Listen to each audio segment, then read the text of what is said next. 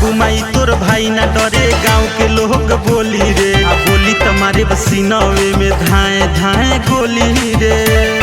का बुझले बाबू माई तोर भाई ना डरे गाँव के लोग बोली रे बोली तुम्हारे बसीनवे में धाए धाए गोली रे ढाह दे बसीनी से हाथ जरा दे बीड़ी से रह साथे फिरी से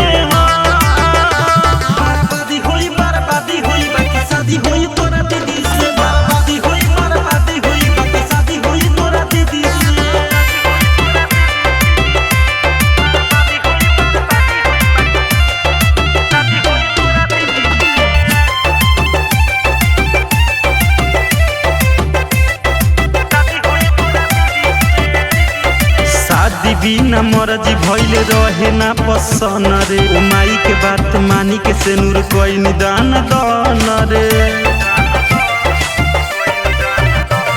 शादी बिना मर्जी भइल रहे ना पसन रे ओ माई के बात मानी सेनुर कोई निदान दान रे